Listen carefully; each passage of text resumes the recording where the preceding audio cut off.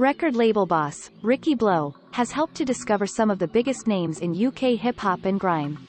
He explains how he rose through the ranks from selling CDs on the street, for our business advice series CEO Secrets. The offices of his Since '93 record label, which occupy part of Sony's London headquarters, are decorated with a symbolic wall of vinyl. There are 15 albums on the wall, all released in 1993. The records are mainly hip-hop artists like Cypress Hill and Wu-Tang Clan, but Radiohead's Pablo Honey also makes the list. You see, I was 14 years old in 1993, explains Riki Bleau, surveying the wall. I think that's the age at which you start to choose your own identity, and in part you do it through music. That's why he called the record label he co-founded with Glyn Eikins, Since '93. Riki Bleau is a rarity, a UK record label boss who is black. Yet the genre he specializes in, grime and hip-hop, is populated by predominantly black artists. He's helped to turn this into a UK success story exported around the world. He's been instrumental in discovering artists like Emily Sandé and Sam Smith. He's also signed the likes of Naughty Boy, Labyrinth and Krept and Conan.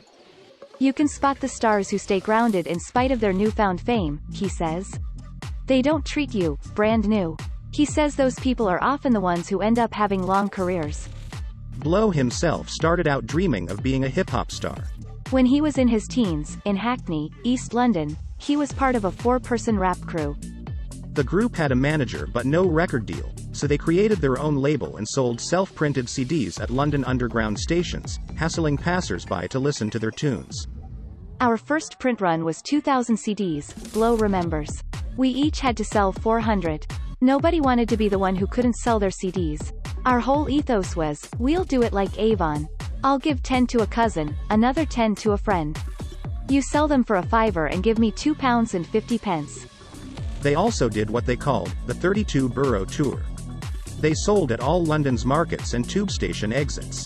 Bleau was amazed to discover he was the best at selling the albums. Eventually Bleau's group sold 10,000 copies of their debut release. But looking back on it, he realizes this experience benefited him in another way. He was also networking, and for someone without any contacts in the music industry, this was invaluable. He met the founders of Channel U while selling his CDs on the streets. Channel U was a dedicated music station available on satellite TV. Before YouTube came along, it was the place where hip-hop and grime bands could get their break. Bleau helped Channel U find video content and up-and-coming musicians.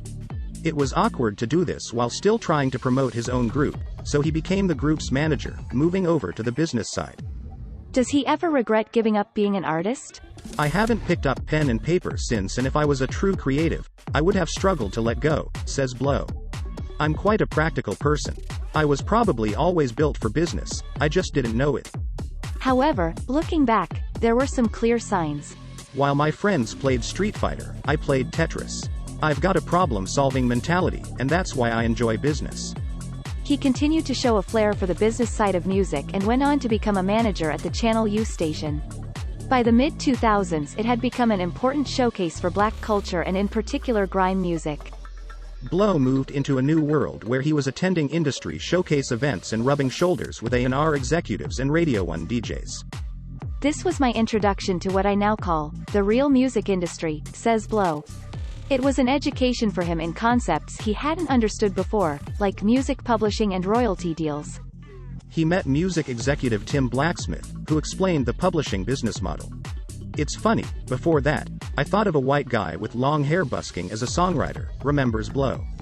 It hadn't occurred to him that black artists he knew like Wiley or Tinchy Stryder could be considered as songwriters, as well as performers, and make money this way. Bleau's first big signing was Labyrinth, who he met at a mentoring event he had organized at a Hackney youth club. Labyrinth had been working as a music teacher, and Bleau helped him find huge success with hits like Let the Sun Shine. Labyrinth also helped to write hits for the likes of Tiny. Bleau again showed his flair for talent spotting by discovering Naughty Boy on MySpace, an artist he still manages today. He went to visit him at his parents' home in Watford and listened to some tracks he'd made with his friend, Emily Sandé. He built up a stable of songwriters who could write material for others as well as perform themselves. Bleau signed up the publishing rights and helped them strike deals with record labels. Every time their music was played, he would get a cut. Through the rich network of contacts he'd built up grafting his way through the music industry, from the bottom up, he had developed a knack of knowing the next big thing, our person. For example, Blow signed Sam Smith, when the future global star was still paying the bills as a barman. Blow's life became a whirlwind of Mobo, Brit and Ivor Novello award parties.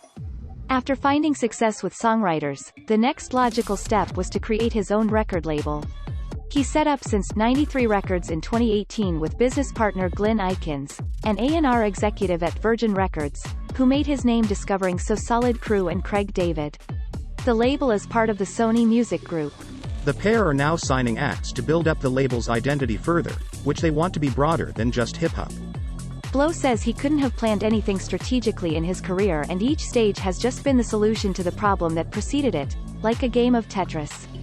The music industry is predominantly a white, male space, and Blow says he has occasionally faced microaggressions and slights, which he wouldn't have encountered if he was a typical white, middle-aged music executive. At first I was very cautious about how I presented myself because I felt people would judge me if I had a head full of dreadlocks, or my jeans were a bit too low. He felt pressure to be less authentic and stand out less to make people around him feel more comfortable. This is a shame, he thinks, because in fact appearance has nothing to do with ability. Looking back on his career so far, he has benefited from several black mentors, like Tim Blacksmith. These connections gave him confidence, says Blow. As a young guy in Hackney growing up, I didn't know what a music label executive was. I was brought up to believe I had to work 2 times as hard to get an opportunity. That was a given. After everything that's happened in 2020 with George Floyd, I don't want future children growing up to think that way. There is a lot of black talent in the music industry, but not black executives. When we started the label, me and Glyn were the first of our kind. Darkus Bees, who used to be president of Island Records, was the only black president of a record label in this country. But our success has encouraged other labels to need a version of us, to invest in other black executives. Blow describes himself as a hunter-gatherer in the music industry. I eat what I kill, which in this business is the next talent I find. There's no excuses, you have to deliver that next artist and that hit record, he explains. It's all about the deliverable, he says, the same as in any other business, the same lesson he learned on the streets. If that sounds brutal, it can be a great leveler too, he adds. If you were the one to find the next Sam Smith, Emily Sandé, Ed Sheeran or Michael Jackson, then nobody cares about the color of your skin. That's one of the great beauties and equalizers of the music industry. The level of talent you work with is the barometer of what you can achieve. You can follow our business reporter Dougal on Twitter, @DougalShawBBC.